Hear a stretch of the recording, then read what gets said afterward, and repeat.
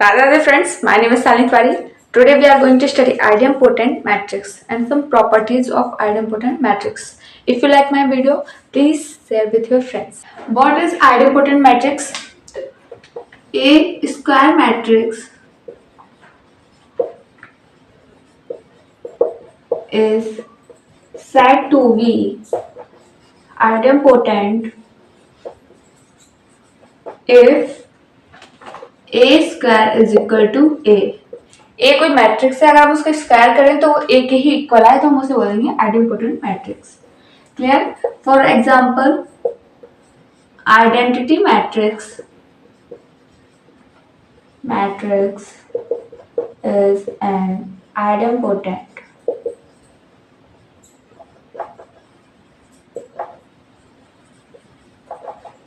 कैसे हम ले गए 2x2 की आइडेंटिटी मैट्रिक्स. ठीक है, 2x2 का हमने आइडेंटिटी मैट्रिक्स लिया. अब ए इक्वल हमने लिया जैसे, तो ए स्क्वायर करेंगे इसका, यानी ए स्क्वायर यानी ए से ए में मल्टीप्लाई करें तो हमें वापस से क्या मिलना चाहिए? ए. देखो मल्टीप्लाई करो क्या जाएगा?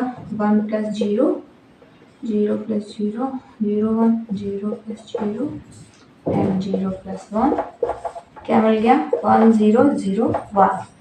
जैसे अगेन ए हो गया ना, ये ए हमने लिया था और ए ही आ गया ए स्क्वायर करने पर, यानी हाँ आइडेंटिटी मैट्रिक्स है, आइडेंटिपोटेंट मैट्रिक्स होता है.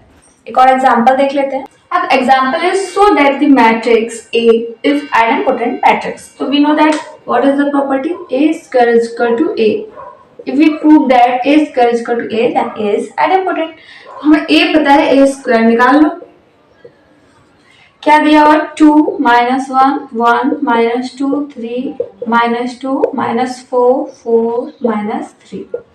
ठीक है, तो ए से ए में मल्टीप्लाई करना है. 2 - 1 1 - 2 3 - 2 -4 4 एंड -3. क्लियर? तो मल्टीप्लाई कर लो. मल्टीप्लाई करना आता ही होगा. क्या पहले हम क्या करेंगे? इसके फर्स्ट कॉलम से इसके फर्स्ट रो में मल्टीप्लाई करो तो क्या हो जाएगा? 2 × 2 4 -2 × -1 प्लस का 2 -4 × 1 -4. ठीक है, A11 क्लियर हो गया. अब सेकेंड कॉलम से फर्स्ट रो में करो तो हमें क्या मिल जाएगा? A12. तो -2 × 2 -4 3 × -2 -6 एंड -4 × -2 +8. क्लियर? A13 कैसे आएगा? थर्ड कॉलम से फर्स्ट रो में करो. -4 × 2 -8 4 × -2 -8 -4 × -3 प्लस का 12. क्लियर? अब सेकंड कॉलम से first row, second row, third row में ऐसे करना है. ठीक है, तो सेकंड हाँ, तो ये A11 A12 A13 आ गया. अब A21 कैसे आएगा? सेकंड रो में फर्स्ट कॉलम से करो. ठीक है, तो -2 -3 प्लस का 4. ये क्या है? A22 यानी सेकंड रो में सेकंड कॉलम से. तो -2 × -1 2 3 3 9 और 4 2 -8. अब क्या है? A23 यानी सेकंड रो में थर्ड कॉलम से. ठीक है, -1 -4 4 4 × 3 12 -12. क्लियर? अब क्या है? A31 यानी थर्ड रो में फर्स्ट कॉलम से. तो 2 + 2 -3. क्लियर? अब A32 यानी 3 रो में थर्ड कॉलम से, सेकंड कॉलम से. ठीक, तो -2 -6 + 6. क्लियर? अब A33 यानी थर्ड रो में थर्ड कॉलम से, तो -4 -8 और +9. सॉल्व करो इसे. देखो 4 4 कैंसिल, क्या बचेगा? 2. यहाँ पे देखो 3 2 5 -5 और 4 -1 2 2 4 में से 3 गया 1. क्लियर? देखो फर्स्ट कॉलम क्लियर वही आ रहा है. सेकेंड में देखो यहाँ पे 6 और 4 -10 10 से 8 गया -2. देखो 9 और 2 11 11 में 8 गया 3.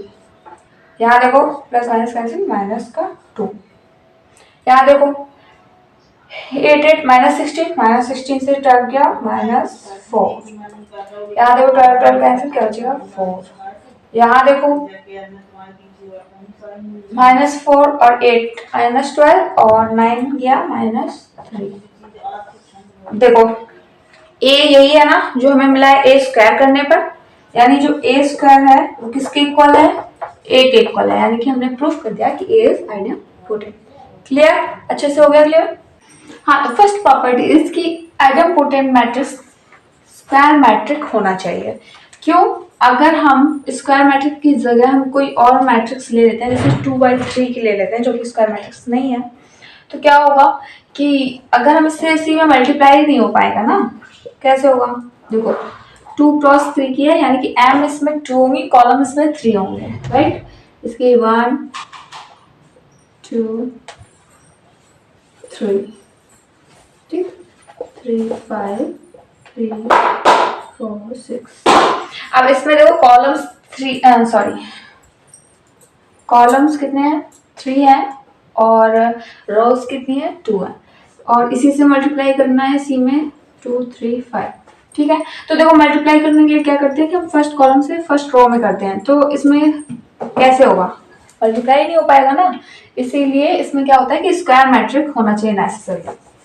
सेकंड प्रॉपर्टी है, if A and B are idempotent matrix of same order, ठीक है, सेम ऑर्डर क्या है, then A plus B is idempotent if and only if AB plus VA is equal to 0। क्या है कि अगर दो मैट्रिक्स हम सेम ऑर्डर की ले रहे हैं, आइडेम्पोटेंट मैट्रिक्स हैं, तो उनका जो सम होगा वो भी आइडेम्पोटेंट होगा, लेकिन एक कंडीशन है कि AB plus VA 0 होना चाहिए। कैसे, अगर हम a प्लस बी का देखो, अब a प्लस बी आइडेम्पोटेंट कब होगी, जब उसका square equal to a plus B क्या होगा, तो इसका स्क्वायर क्या हो जाता है, a square plus A B plus B A plus B square, ठीक है। अब a प्लस बी का होल स्क्वायर इक्वल किसके होना चाहिए, a प्लस बी के, तभी उसको आइडेम्पोटेंट बोलेंगे। तो वी नो दैट a और b कैसे हैं, आइडेम्पोटेंट है, तो a स्क्वायर की जगह हम a लिख सकते हैं, v स्क्वायर की जगह हम v लिख सकते हैं।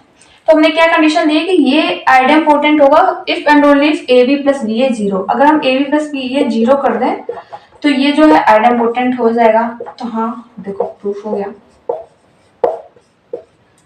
देखो ये मैट्रिक्स थी, इसका स्क्वायर सी के इक्वल हो जाए तो वो आइडेम्पोटेंट होता है। तो ये कंडीशन हो गई क्या कि ए बी अगर आइडेम्पोटेंट है तो ए प्लस बी आइडेम्पोटेंट होगा अगर ये कंडीशन सेटिस्फाई करे, ठीक है। Properties, if A and V are idempotent matrix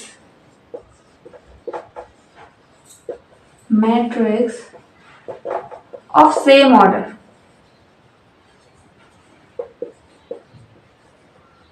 then AB is idempotent। AB भी आइडेम्पोटेंट मैट्रिक्स होगा, बट कब, if and only if AB is equal to VA, ठीक है।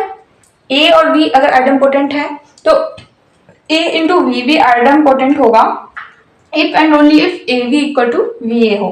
कैसे, फॉर एग्जाम्पल AB का हम स्क्वायर करते हैं, ठीक है, AB का स्क्वायर यानी AB इंटू AB, राइट, यही होगा ना।